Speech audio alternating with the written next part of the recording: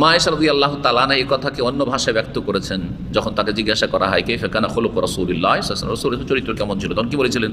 কানা খুলুকুহু আল কোরআন। রাসূলুল্লাহ সাল্লাল্লাহু আলাইহি ওয়াসাল্লামের চরিত্র ছিল আল কোরআনের বাস্তবায়ন। আর আল কোরআনের বাস্তবায়ন করতে হইলে দ্বিতীয় যে ওহী রয়েছে as-সুন্নাহ বা হাদিস, তার বাস্তবায়ন করতে হবে। কারণ কোরআনে কারীমের তাফসীর হচ্ছে আল কোরআনের পরে সুন্নাহ, নবী সাল্লাল্লাহু আলাইহি ওয়াসাল্লাম হাদিস, নবী সাল্লাল্লাহু আলাইহি ওয়াসাল্লামের হাদিস, সেটাও হচ্ছে দ্বিতীয় ওহী আর দ্বীন ইসলামের দ্বিতীয় উৎস। নবী সাল্লাল্লাহু আলাইহি ওয়াসাল্লামের চরিত্রই ছিল কোরআনে কারীমের বাস্তবায়ন করা। কোরআনে কারীমে শুরু থেকে সূরা ফাতিহা থেকে সূরা নাস পর্যন্ত যা আছে তা যদি কোনো একজন মানুষের মধ্যে পুরোপুরি দেখতে হয় তাহলে তিনি হচ্ছেন একমাত্র মুহাম্মদ সাল্লাল্লাহু আলাইহি ওয়াসাল্লাম।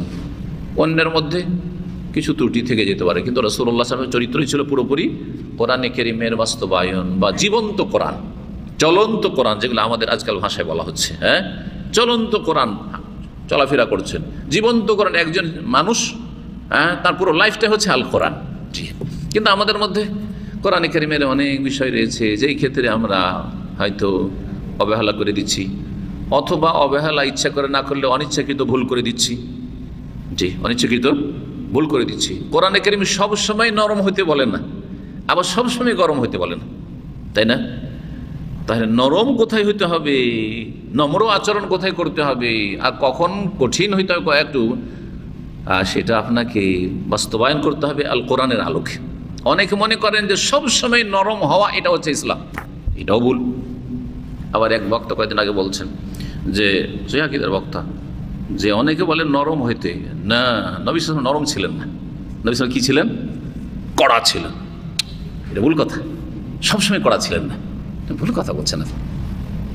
রাসূলুল্লাহ সাল্লাল্লাহু আলাইহি ওয়াসাল্লাম যখন জুমার খুতবা দিতেন, ঈদের খুতবা দিতেন, তখন কান্না মুনজিরু জাইশ, সেনাবাহিনীকে যেন সতর্ক সাবধান করছেন, তখন তার ভঙ্গিমা হয়তো করা, কিন্তু যখন মানুষের সাথে আচরণ করতেন তখন অত্যন্ত নরম।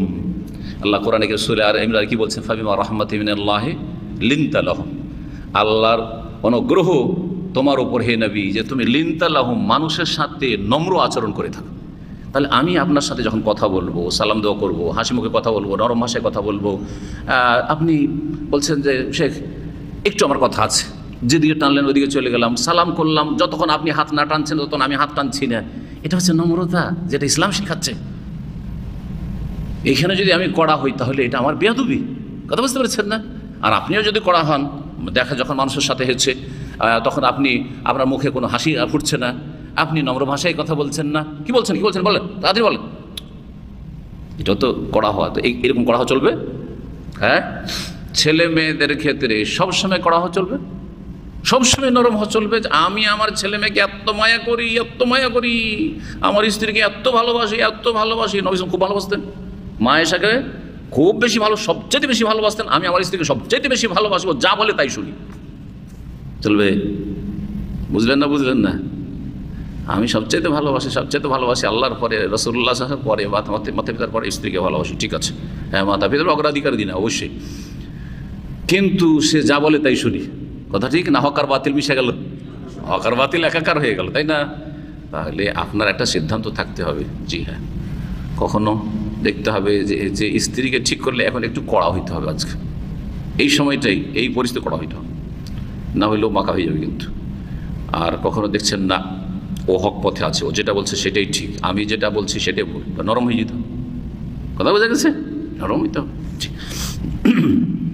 যাও, কোরআনে কারীমের চরিত্র মানে এইরকমই, যেখানে যেমন আল্লাহ হইতে বলে সেখানে সেই রকম হইতে হবে। জি।